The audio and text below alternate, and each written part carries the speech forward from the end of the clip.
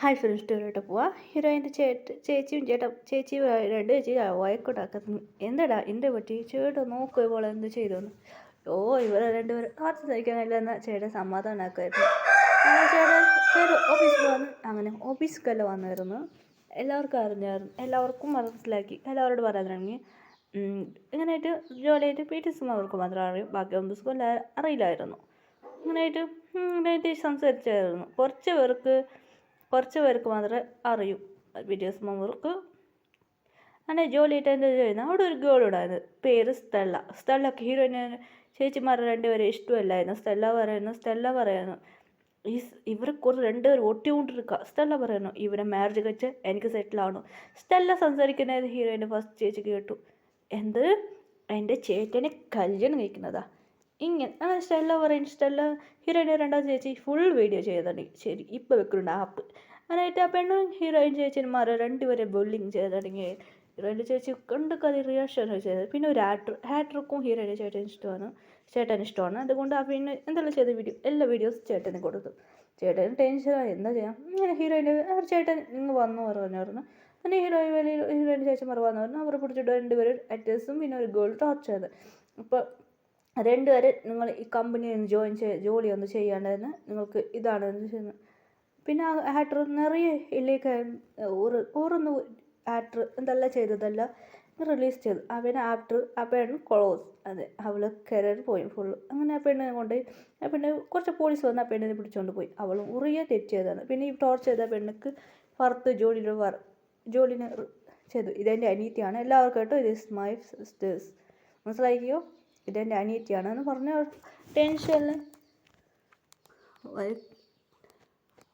ടെൻഷനിൽ വഴക്ക് പറഞ്ഞ് അവിടുന്ന് പോയി.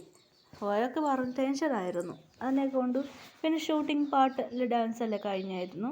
അങ്ങനെ ഹീറോയിൻ്റെ അച്ഛനമ്മയും അങ്ങനെ അതും എങ്ങനെടാ ഓക്കെ ആണെടാ അമ്മ വെച്ചാൽ എനിക്കൊരു പ്രശ്നമില്ലടാ.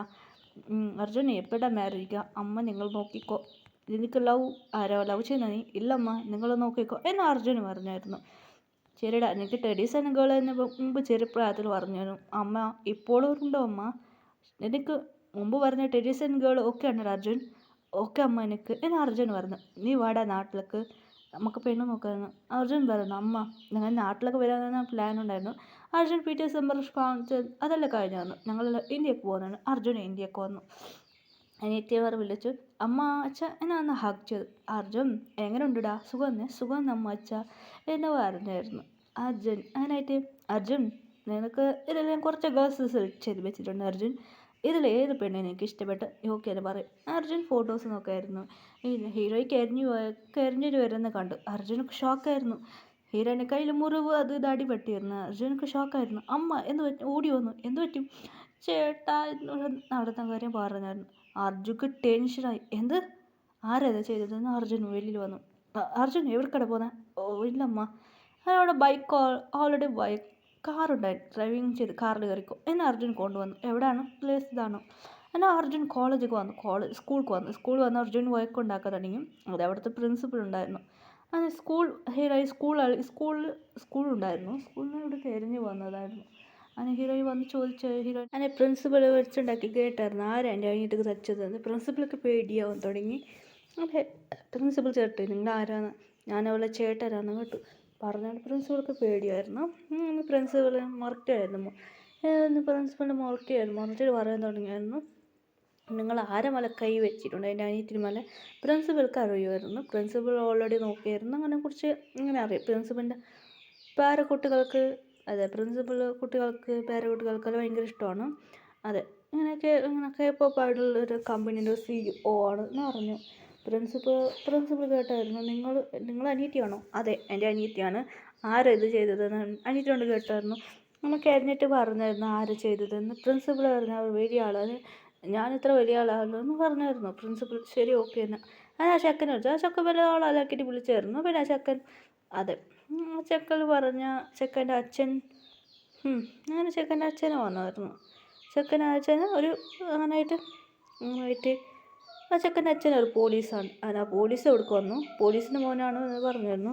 നടന്ന കാര്യം പറഞ്ഞു. പിന്നെ CC ക്യാമറയിൽ നോക്കുമ്പോൾ അങ്ങനെ അച്ഛനോ ചേട്ടൻ ആ ചെക്കൻ്റെ അച്ഛൻ പറയുന്നത് നിങ്ങൾ അനിയത്തിയാണ് ഇങ്ങനെ ചെയ്തത് അങ്ങനെയാണ് എൻ്റെ മോനൊരു അച്ഛൻ അങ്ങനെയാണ് പിന്നെ മറിച്ചായിരുന്നു പിന്നെ അതിൻ്റെ ചേട്ടൻ ബോഡി ഗാർഡ് വിളിച്ചായിരുന്നു ബോഡി ഗാർഡ് വിളിച്ചിട്ട് ഇങ്ങനെ പറയണ നിങ്ങളെ അങ്ങനെ പോലീസ് DSPനെ വിളിച്ച് DSP വന്നായിരുന്നു അവർ SI ആണ് DSP വന്ന് പോലീസൊക്കെ പറയാൻ തുടങ്ങി നിങ്ങൾ ആരാ മേലെ കൈവച്ച് അങ്ങനെ ഇങ്ങനെ പറഞ്ഞു DSP പറഞ്ഞ SIക്ക് പേടിയാവാൻ തുടങ്ങി സാർ ഇത് നിങ്ങൾ ആ ചെക്കൻ നടന്ന കാര്യം ചെയ്തു തന്നെ ഇനി മേലെ ഇങ്ങനെ ചെയ്യാതിരിക്കുന്നത് ഇല്ല നിങ്ങൾ ട്രാൻസ്ഫർ ചെയ്യാൻ പോകണം എന്ന് പറഞ്ഞാൽ പോലീസ് സോറി സാർ ഇനി സോറി അങ്ങനെ പറഞ്ഞു ആ ചെക്കൻ ഇവിടെ നിന്ന് പഠിക്കട്ടെ ശരി ഓക്കെ ഇനി മേലെ എൻ്റെ അനിയത്തി മേലെ വാലാട്ടി എന്ത് ചെയ്യും എനിക്കറിയില്ല എന്ന് പറഞ്ഞാൽ സിംഗിളോട് പറഞ്ഞു മിരട്ടിയിലോട് വന്നായിരുന്നു ഹീറോയിൻ ജോലിയായിട്ട് എൻജോയ് ചെയ്ത് തുടങ്ങി താങ്ക് യു ചേട്ടാ ശരി വാമ്മ മരുന്നോട് പോയി ഇങ്ങനെയായിട്ട് മരുന്ന് പോയി ഞാൻ ആ ചെക്കനെ കുട്ടിയുടെ ടെൻഷനായിരുന്നു അത്ര വലിയ ആളെ എന്താക്കണമെന്ന് ആ ചെക്കൻ മുറുക്കിയായിരുന്നു അങ്ങനെ ഹീറോയിൻ ജോലിയായിട്ട് ചേട്ടാ എന്നാ അയച്ചത് ശരി മണി ഇവിടെ പഠിച്ചു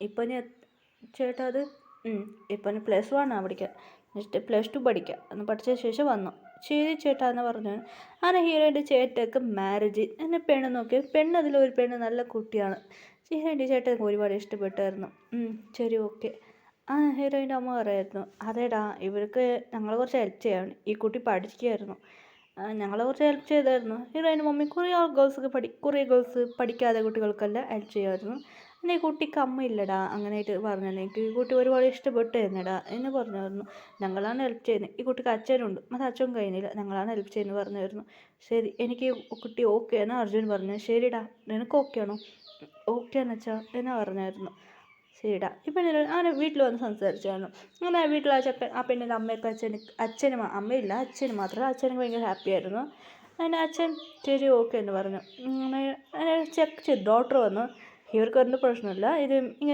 ഇത് ചെയ്താൽ ശരിയാവുമെന്ന് പറഞ്ഞു അങ്ങനെ ആ അച്ഛനക്ക് വേണ്ടി ഡോക്ടർ വരുത്തി അങ്ങനെ ഒരു കുറച്ച് ഇതാക്കുമ്പോൾ ആ പെണ്ണിൻ്റെ അച്ഛനൊക്കെ കോണായി എൻ്റെ മാരേജെ കുറിച്ചൊക്കെ പറയുന്നത് ആ കുട്ടിയുടെ അച്ഛൻ ഭയങ്കര ഹാപ്പിയായിരുന്നു വീട് നല്ല ഭംഗിയായിട്ട് ചെയ്യാൻ തുടങ്ങി ഡ്രഗ് ചെയ്യാൻ തുടങ്ങിയായിരുന്നു